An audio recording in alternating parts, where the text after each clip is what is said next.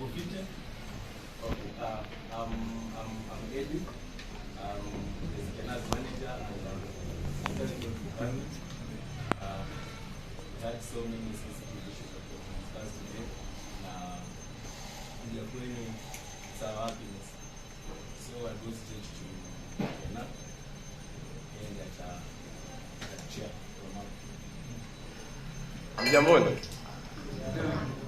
Bana smile bwana. Unaona kama nataka kupigana bwana. Smile bwana. Hello. Yes. So I'll go straight to the point. What has brought us here? First of all, I want to thank everyone who is here. You have turned out in large numbers. I see representatives from all stations. Wako ndani. I will introduce my fellow from my right. Just say your name and hi. introduce myself again. I'm Eddie.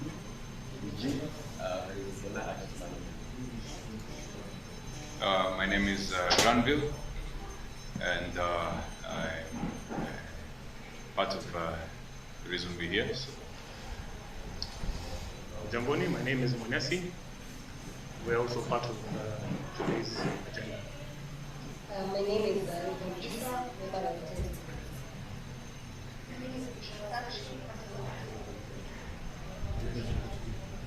So I've been in the game for quite some time, and there are a lot of things that I've noted.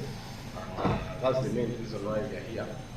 And before I start talking, I want all the representatives to ensure that the message that we are going to talk here should at least reach each and everyone and each Kenyan, make sure imewafikia. So first of all, I want to just backdate. I know starting entertainment, I remember starting entertainment in the year 2017. That's when I started recording videos. I was just doing small skills hapa na pale. Ilikuwa fun. I started meeting my colleagues, but there's some stories I've never said on social media, and I wish for you to hear them. So when I started doing acting, I had several challenges. Like Sunakio Kianzanga, even you can attest to what I'm saying, that there are a lot of challenges. I was actually a teacher. Before nikuwe comedian entertainer, nilikuwa mwalimu. I was teaching a primary school. Nilikuwa nimepata kazi hapo. But deep down I had a talent that I believe that I should at least explore this talent. So on the process of teaching, I met some fellow friends here and there. Kawambia, mazeni nataka kuwa na act. Kaniambia, bro, hapa si utaactaje. Mwalimu ukiact sasa wanafunzi watafanya nini? So that's when I saw that I'm not going to sleep on this talent. I hired my phone. I started shooting with my small phone. But hata before nipate hiyo simu, ilikuwa balaa. Nilikuwa nateseka hapa na pale. Unaenda kushoot like back home. Na inabidi unaomba simu hapo, mzee akimalizia. Namwambia, mzee, usisaidie simu yako ndio kitu fulani alafu utanitumia via Bluetooth. That's how I used to survive. Nikachapa tu skits hapa na pale until now I joined campus.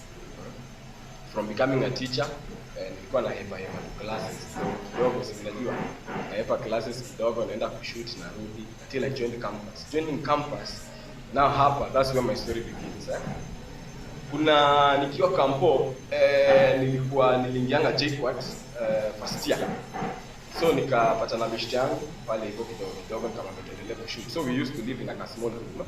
Ilikuwa nyumba nyingine kidogo. So unajua comrade lazima survive. So ile survival process ni either tulikuwa tunachagua inaitwaje. Sasa leo to shoot ama kama itakuwa ngumu tukikosa cast. Unajua hii mambo ya kukosa cast sasa zingine hauna equipment inakuja na kuwa so challenging. So kukosa hapo cast inabidi tunachagua kuna hizo stories za sapa. Sisi tulikuwa tunakaanga hivi basi kama wawili. Tunasema leo tuko na 50 bob. Tunataka tukule sapa. Sasa hii 50 bob tunaanza kupiga hesabu. Tunasema tukibai mayai 3 nyanya 2 na unga inafika 67. Inabidi tena tunarudia hesabu. What if kila mtu achukue chapati mbili, maragwe ya 2020, tunaona hiyo ni 55 bob. Tuna reverse. So before tununue hapa kwanza, inachukua a lot of time tukicalculate, we have a little amount of money. Alafu sasa kampo manzi hakuna hustle. Unaingianga hivi shule kwanza, you have to go to class, you have to attend your classes, at the same time you have to shoot.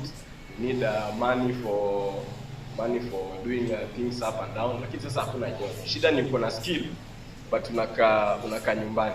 I persevered all that until at least nikaanza kupata jina. I thank everybody who supported me. But I was not yet satisfied. Like, I'm a good entertainer. I entertain people daily. I make sure everybody is laughing. But I always had a mission to stand against depression. I remember I took that initiative back in the year 2018, 2019, when from 2018 to 2019. We had actually a show, JQuat a show. The show was called the Live Wine Show. We did a show in JQuat, but one of the fans, unaona ile time unaendaga backstage, one fan aliniapproach, akaniambia, manze Kennar, mimi napenda kitu nafanya sana manze. Wewe unani-inspire manze, na mimi kama nikuja show yako, mimi ndakam. Nikamwambia, alikuwa msichana, nikamwambia dem manze, usijali, hii kitu tunajua tuko pamoja. Nikaenda nikachapa show. Later on, nikasikia the same person I talked to alikuwa amejimada. It was such a sad story.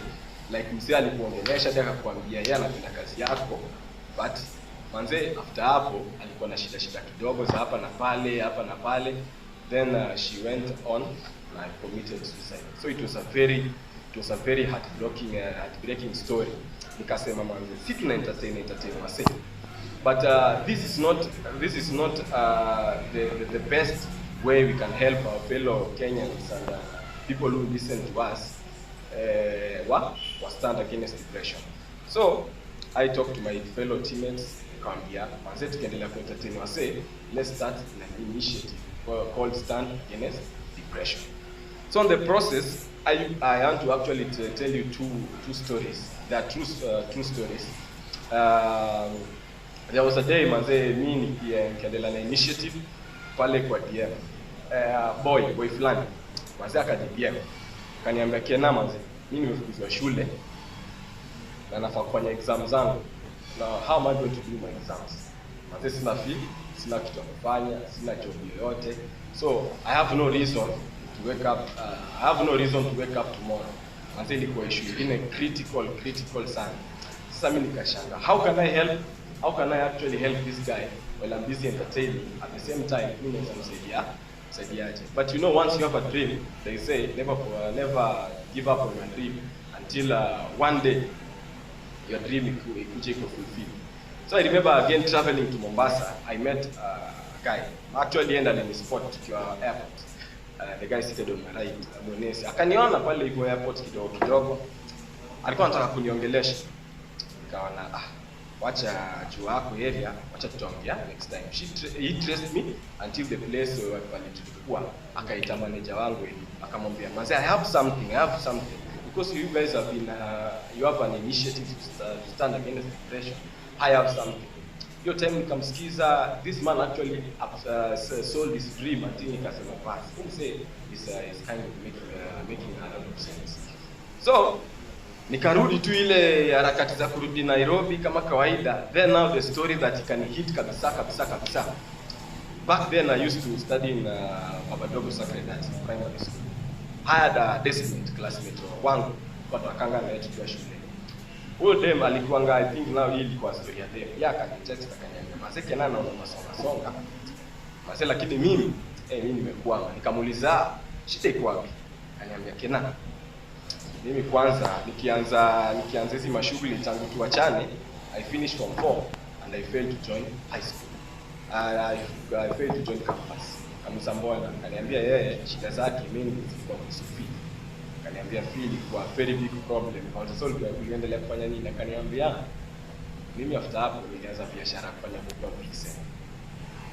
Kwa Pixel akasema alijaribu kuhustle kutokea kwa makoma na niko kama so moja chwani, alafu anarudi kwa nyumba. So ile biashara unajua during COVID hiyo biashara pia ikienda chini juu watu walikuwa wanashuka sana. Akaniambia sasa nikosa kazi kabisa. The lady actually started selling drugs. remember akanitext akaniambia mimi nilikosa option, nikamwacha sasa niingie kwa kuuza drugs. So biashara yake main ilikuwa kuuza drugs. So she was selling drugs to people, anauzia wase drugs hapa na pale, kwa sababu she had no option na hakuwa na any other way around. Akaniambia, "Manze mimi kama unaweza nisaidia leo, kesho nakuja kukushukuru." Sasa mimi I was seated there. I remember looking for like an opportunity for her. Like unajua ile time ile, let's say one of you me hustle na mse, alafu mmoja wenu amebarikia. Tunasemanga always believe that when God gives you a plate, invite other people to come and eat. So ni ile nikasema mimi yes nimefungukiwa, lakini yeye hajafungukia, but I've looked for a lot of opportunities. Nikamuuliza wewe unajua kufanya nini? Akaniambia mimi as long as unipe kazi yoyote naweza fanya. Nikamuuliza what are your skills? Akaniambia I can do making up, naweza fanya kazi za nywele, naweza fanya kitu yote. Nikamuuliza mbona unatafuta kazi? Akaniambia I want to tell you today that Kennar, mimi nilitafuta kazi door to door. Watu sasa walikuwa wananiambia kama mimi nilikuwa conde. Unaona ile yenye demo anaweza kuja kuambia niaje, mimi naweza kufanya kitu fulani. Akaniambia wao walikuwa wanamchukua kama conde. And now what shida iko wapi, like where's the big problem coming from? Nikafikiria there is a guy called Mones na kwa counterpart wake aliniambia kuhusu something, nikamrudia nikamwambia basi kuna ile idea ilikuwa ananiambia is very important, because as you can see the whole industry, we as comedians, content creators, musicians, we take a lot of time to entertain our fans. But personally I believe that entertaining the fans is not the optimum solution, because personally I can entertain you, I always stand against depression, and I will always repeat that I'm on a mission to fight depression. So I will entertain you today, but the moment you switch off your Instagram account, you switch off your Facebook account, YouTube, the same person will laugh, but go back to the same problems that he or she had before. So it's something that has always been disturbing me. Kasema manze hakuna vile mimi naweza grow, but the same people who made me grow. I remember talking to my fellow counterpart hata sasa kama hapa. Ni wase wenye tumework nao. Ukiangalia pale nyuma na Nadi Chief alikuja. Tumefanya nao kazi yani from grassroots until wamefika hii point yenye wako. So I decided that these people cannot serve you through entertainment, but fail to give you the best. That's the mission as to why we are here. That's why we call this press conference, to ensure that this seed, you know, in the Bible they say, Jesus was telling them about the parable of the seeds.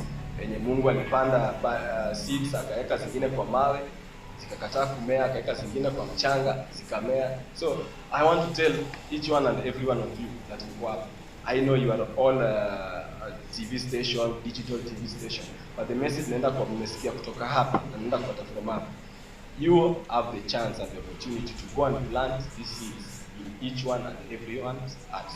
Inaweza kuwa ni sahihi wewe kama unaisikia tu sahihi, just go and plant until, because I brought all of you here because I want you to be part of a bigger agenda than what we do.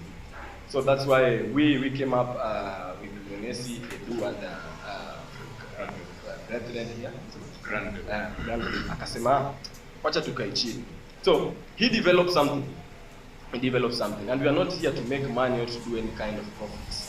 Ingekuwa tunataka kutengeneza pesa, tungeita press conference. Tungefanya kama a normal advertisement na tusonge mbele. He developed an app. That's why we are here. He developed an app, and he told me, I asked him, how is this app going to help people? Mwenesi told me that they started this app actually as like a commission-based app. But after realizing, I came with him to comrade for comrade. Na yeye pia alikuwa actually yeye amefanya kitu inaitwa amehelp wase, and kuna story alikuwa ananiambia alienda, he's actually distributing foods to several homes. Hizo amani mwanaume mzima manzi yako na watoto wawili, manzi analia, anamwambia amempatia chakula leo, lakini mzee anamwambia yeye ajue pale atatoa chakula kesho. So Monesi pia they have been developing this app for several years. It has been under development. I want to tell you that this is kind of a partnership. They are the real developers that have developed this app. This app is actually going to ensure that each one and every one of you is connected. So I'm going to explain how this app, what it's called and how it works. This app is called the Kazi app. The Kazi app is not here like to benefit anyone financially. Na mimi nataka kuambia leo, mkiniona nimesimamia any initiative, I'm not here to benefit financially, but to help each one and every one of you. it's like a kind of app where we have the user and we have the client. We have two apps. The Kazi app has the worker app and the client app. Kama mzee ako na kazi, I want to give, for example, a comrade, because most of my initiative is always support comrade to comrade. We have a comrade mwenye ameiva kufanya hata nywele, is a photographer. Anaweza fanya kitu kama news, anaweza fanya kitu kama hiyo. That guy is going to register in this application. Ataambia wase, ataenda pale, provide ID yake, provide inaitwaje credential na 2 referees. Then these people from Kazi are going to verify this person. Once this person amesha create profile yake, kuna app ya inaitwaje clients. Ina work kama designer board. So tuseme I am in Juja. I need a service provider. I just force nianze kutafuta number. I just switch on that app. And I tell you, if you switch on that app, hata sasa ukifungua, uklik unatafuta beautician ama unatafuta msee yote, itakuonyesha every person when I'm register hapo na the person that anaweza provide that service. So that's the main reason why tuja hapa. Na nikamwambia manze, tukitoka hapa, manze hatuko hapa kutengeneza. Tujakuja hapa kutengeneza pesa. Mimi nataka kuambia leo, ataendelea kuexplain zaidi, but nataka kuambia leo hii kitu yenye tuna launch hapa, be part of this history and let each one and every one of you remember that one day wewe ulikosa kazi but ulisaidia msee mwingine kupata kazi. Mimi niko sure nikiangalia from left right I can see kila msee ameshika phones, but how much do you earn from these phones? Ushaitiwa kazi, ushaipatiwa kazi official that unahitajika place plan. So that's why I'm telling you, to sign up is free. This app is not there to make money. You sign up for free. Ukisha set wewe location yako, your profile, you are just unaongeza profile zako, una place unaweza update stories. Unasema kama mimi naitwa tuseme hivi, me I do a blog site, kitu kama hiyo, may do this and this. Any day yenye msee atakuwa anahitaji this service, msee ata click that app. Akisha click, ata request, ata schedule, ni wase mtaongea, then you guys are going to meet by yourselves. You're going to meet by yourselves and do business. That's why I'm telling you that if you cannot help each one and every one of us, at least let's bring these people who have jobs. Kuna watu wengine wako na jobs. Kama mimi personally, kuna jobs zingine sasa zingine ni set na hitaji msee mwenyewe anaweza kuja act like an extra during shoots. Na sasa zingine nahitaji msee mwenyewe anahivia, inaitwaje hizi boom sound vitu kama hizo. I don't know who to go to. So if I can use this app actually to connect the people who are in need and those who are offering the services, this is what we are going to improve na itafanya. Make sure each one and everybody atakuwa comrade yote na vijana wote watapata kazi. Tumeelewana? Tumeelewana kabisa.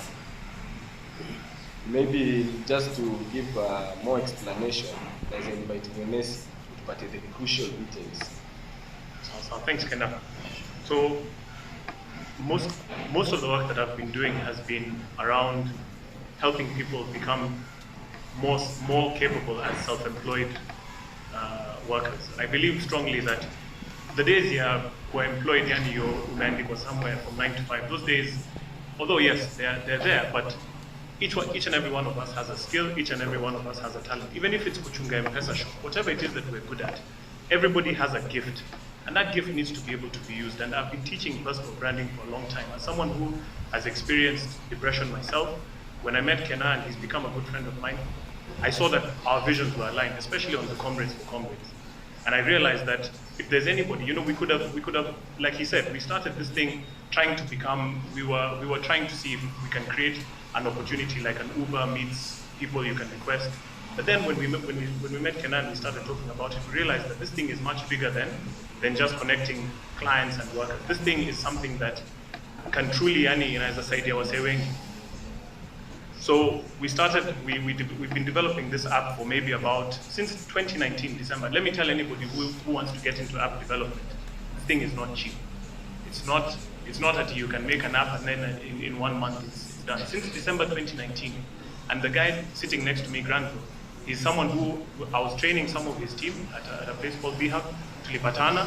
We shared the vision, we started talking about it and saying, and yeah, by the way, and at the time I was also working as a CEO for a foundation, tulikuwa tunaingia mtaani fulani to do kusaidia wasee na miradi. We're trying to help people get opportunities. Then when COVID hit, now we started really distributing that food. But by that time, me and Granville thought, instead of this one-by-one thing of helping huyu kusaidia, these guys are helping. Kuna wase, and me, I have so many relatives. Sisi tumetoka mtaa. I know some people might know me and they see me in suits and doing things, doing different promotions. Lakini, I'm someone who has grown up in Nairobi in difficult circumstances.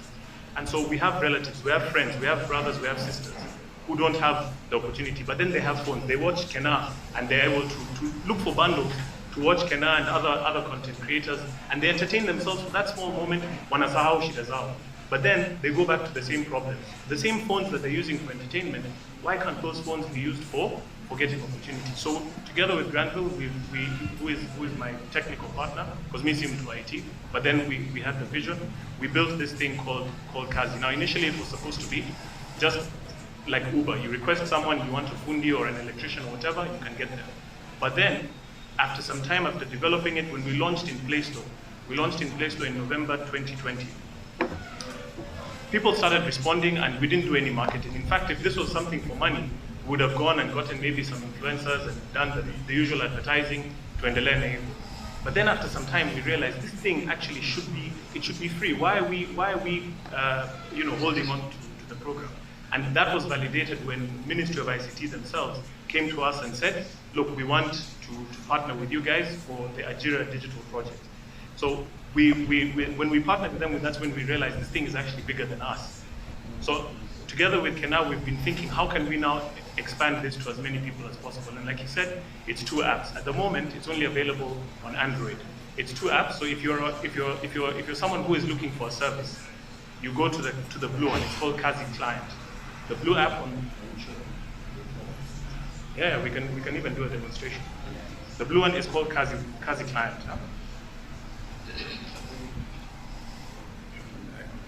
Yeah, show that. So this is how it looks. Okay? This is how it looks. If you need a service, the people who are there are registered. Since we launched, 22,000 Kenyans have downloaded this app. Bila sisi kufanya marketing or anything like that, right? Because watu wako na njaa, people are suffering, especially COVID. I have close brothers, cousins, friends who have lost jobs, especially as men, and I see many men here. We know how hectic it is when you can't provide for your family. Ile shida tuko nayo ni mob sana. So for us, we've found a way to get as many people on this platform.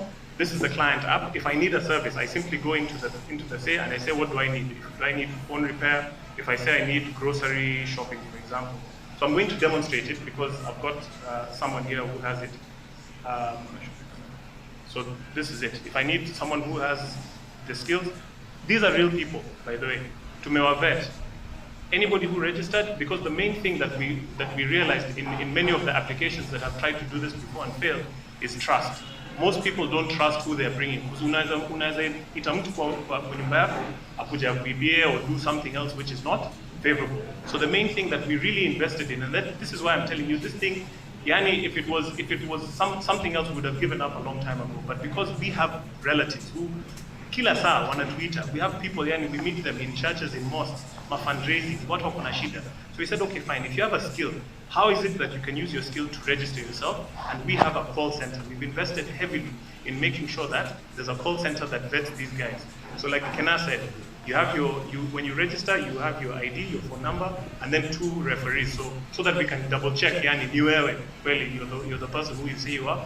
After we call you, that's when now you can be found on the app. So that in case of anything, everything can be done on here, and kama ni mama fua or any other job, you can be found on here. So how it works is, if I'm looking for grocery shopping or delivery, I can put in my location, I put in Juja.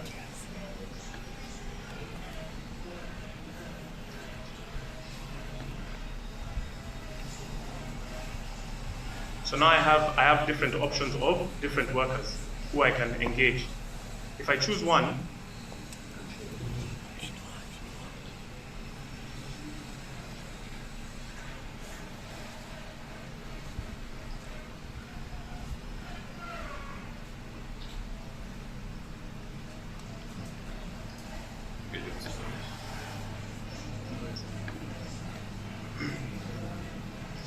So because I've now found someone who has shared his story of grocery shopping, because Upper you can also share stories, very much like you can do on IG and Facebook. So this is his story. He's shared a story. I can engage him there directly. So hapo nikimuengage ninaweza kumuuliza, okay, so can you get for me ABCD? I go to Engage Pro.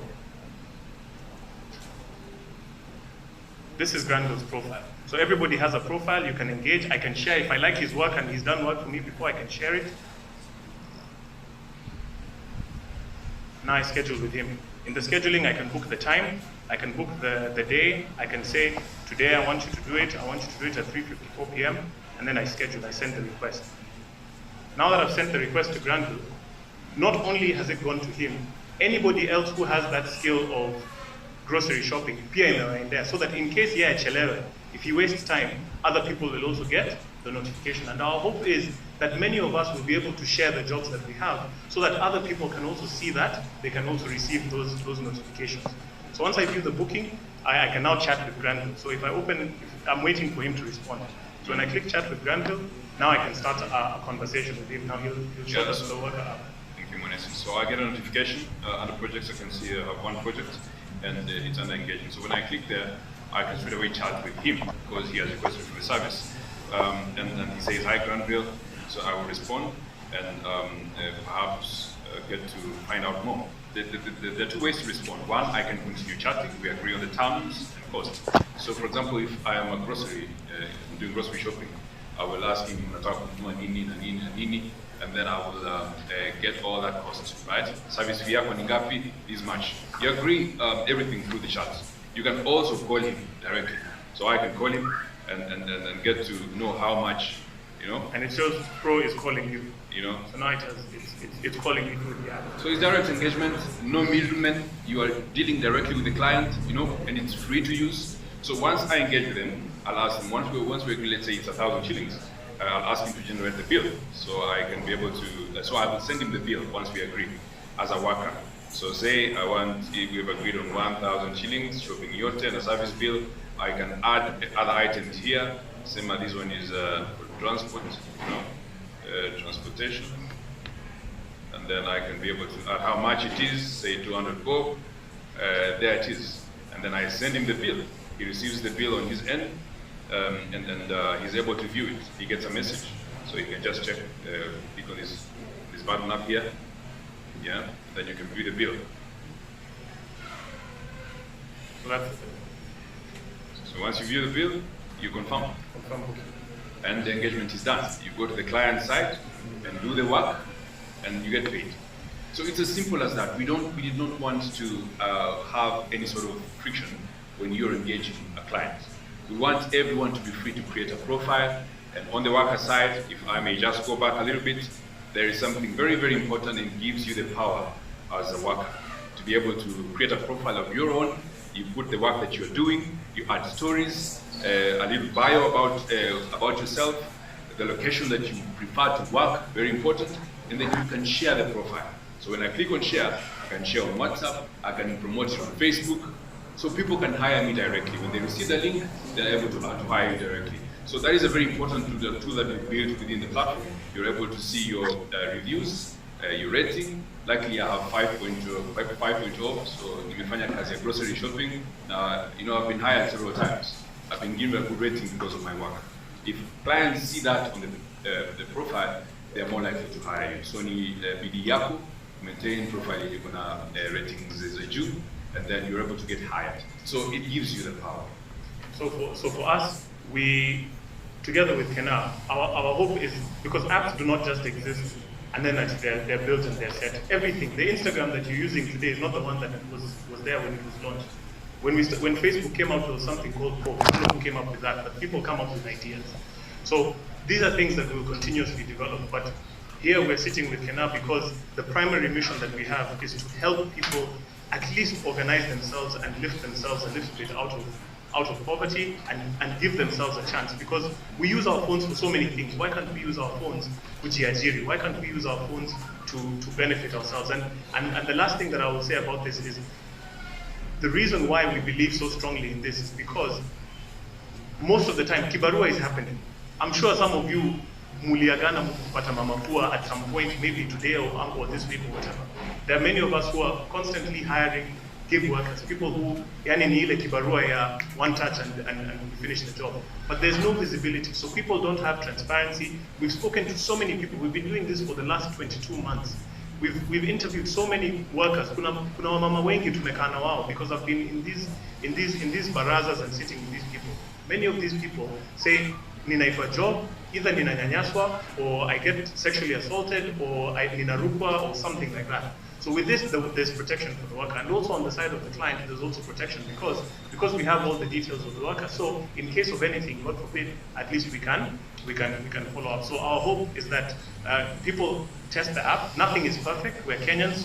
We accept that we're constantly developing. So the more you use it, the more we will be able to create new features that will at least help make people's lives easier. So before tuanze maswali, wacha tena niboreshe vijana manze mmesikia. Na mimi nasemanga kama unaweza fanya kijana mwenzako akule, usimpe chakula leo, muonyeshe pale unatoa chakula. So manze maboys wenye mko hapa, mko hapa nje. Manze msikuwe tu mnaona content, lakini mimi siwasaidii nini. Mimi nimewaletea solutions. Na hii solution nawapea. Kama kila kijana personally atakaa chini tu, angalie ni nini anaweza fanya. Na kae tu chini analyze the skill that you have. Iwe ndogo aje, iwe kuripea kitu, iwe kuosha. Kuna time tukiwa hapa instance, tulitafuta ride hadi tukachoka. Hiyo ilikuwa na opportunity li open up, inasemanga kazi mingi watu kupata through referrals, unaona. The opportunity li come through, but tulisaka tukasaka na tukakosa like msee, unaona. Kwa sababu kuna ile solution bado haiko imekaa. So manze kama kuna boys, mimi nasemanga let's always remember to stand against depression. Mimi najua generation na kama ni yetu. Mimi najua future iko ahead of us ni sisi. Na kuna future, nasemanga kama tunaweza anza ku correct future sasa. Kama vijana tunaweza correct. Haitakuwa in future ikifika. Tutakuwa tunatembea wote, kila msee ako success, kila msee ana move, kila msee ako na different level, na sisi wote tunakula, hatutakuwa na shida mingi. Sasa tunasema tufanyiwe hii ama tusaidiwe hapa, tusaidiwe pale. So kama kuna boys yote mwenye ananisikia, nasema chukua hiyo opportunity with a lot of seriousness. Nasema tusiendelee kuwa na lot of depression cases, msee labda amekosa job, sana mzee pesa inasumbua sana na job. So kama uko na opportunity, uko na skill, Mungu anasema atakupatia jembe ama atakupatia mkono wa right, then wataona kitu kifanyika. Sasa kama tumeofa jembe hapo, tunapatia ndio jembe. Wewe tengeneza shamba yako. Kama ni kwa pota neka, wewe limo shamba yako, you will have a lot of returns.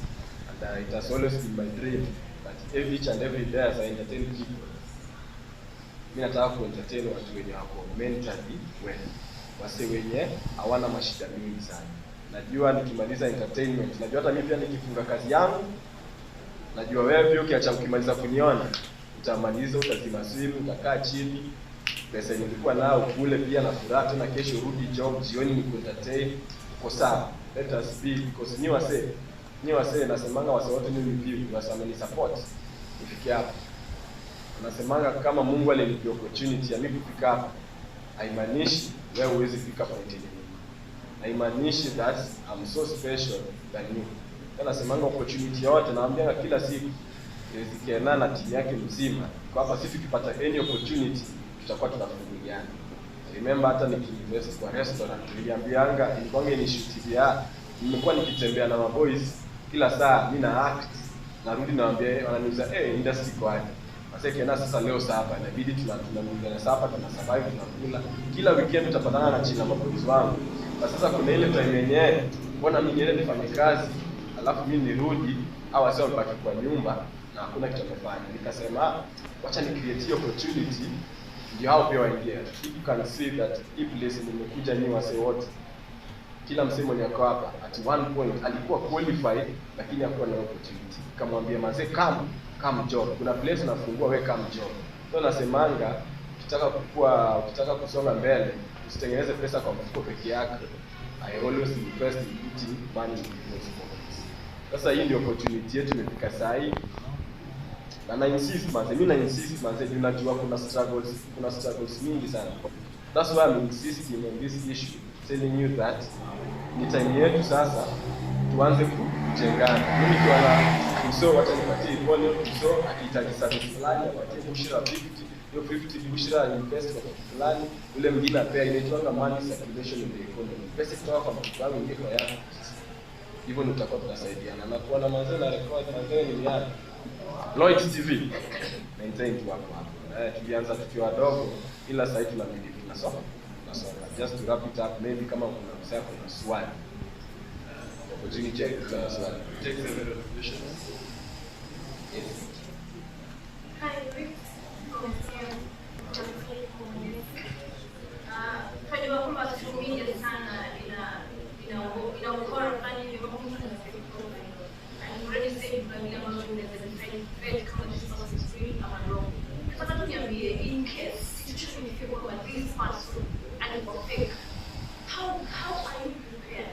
How prepared big people handle that situation? And another question is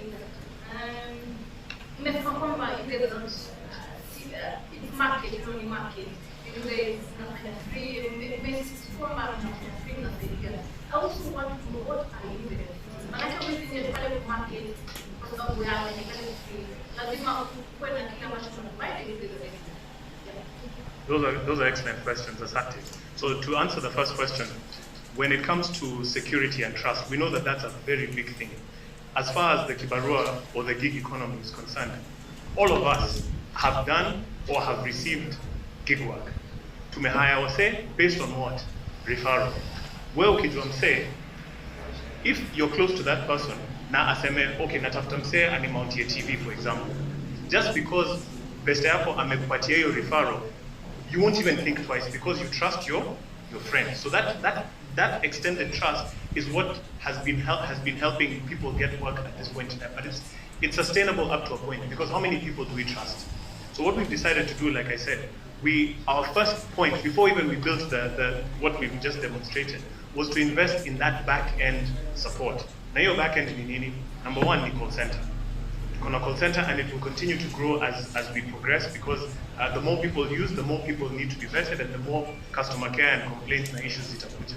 Sasa hiyo call center is not just there for vetting. In case wewe kama client uko na issue, unaweza piga hiyo simu, and it's si simu ati mteja, it's a call center, so you'll always get someone, you know. So we've provided a solution for clients to be able to register their complaints either by calling directly in the app. You can also register a complaint, and there's some features as well. When you start to go through the app, you'll be able to protect yourself as a client. But the most important part is part of that vetting and acquiring of the information of people is also run against existing databases. Because sababu saizi Safaricom, as you know, and many other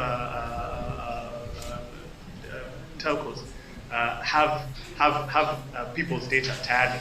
So even you as a person, by the time you have your phone and your ID or whatever, by the time you have a SIM card, tagged you're on a database. So we have the ability to now track that whole information, and because we're using technology, saile nina request say aje kwangu kufanya job.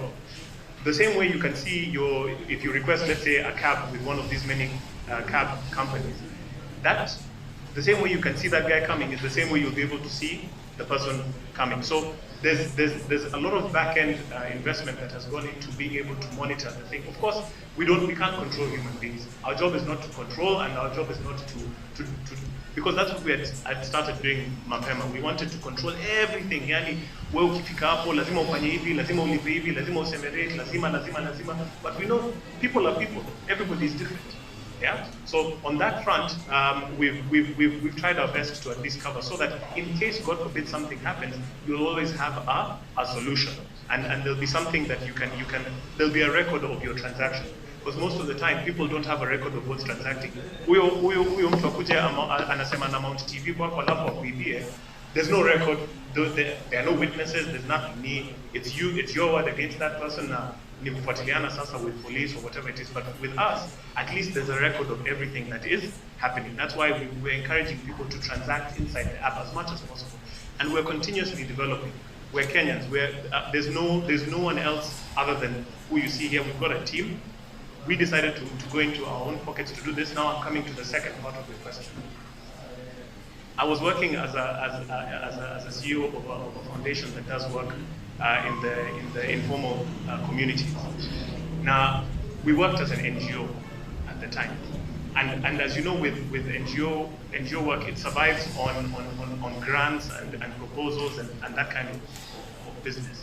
So when we started this thing, we set out to be sustainable and have a commercial agenda. The commercial agenda is to try and make money from commissions the same way these other companies do it. Lakini, we realized, let's go back to why we started this thing anyway. Yeah, and the hope is that as we grow, we will get partners who will come and join us and help us to be sustainable. Because, like I said, this thing is not cheap. It's not cheap, but we want to be able to provide a solution for people in an NGO style way, where if let's say a non-governmental organization, another foundation wants to partner with us, we're very open to that. And as much as, yes, this is an app that maybe can get funding from somewhere, our agenda is not commercial. Our agenda is not commercial at all. Our agenda is to go back to our roots, which is to help as many people as possible. Sasa ile tulikuwa tunasaidia wasee kupata hizo miradi. At the time we were going, okay, group yako shikeni car wash, group hii shikeni kiosk, hii group ingine endeleeni na hii. That's not sustainable. How can we get many people as much room as possible? So this is just scaling up the NGO work that we were originally. Any other question? Okay, my question was to Kennar. So recently we released 100 million. I would love to know the feeling and also the managerial support. You know we are the first team, the first creator with 100 million total views that.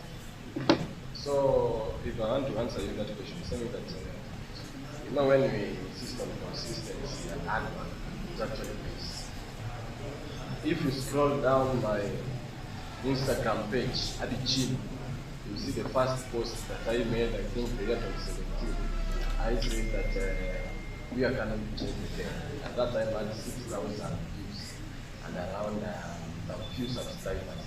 It was back in 2017. So I've worked, we have actually worked to get to that point. It was actually an exciting thing, but you always say that that's not the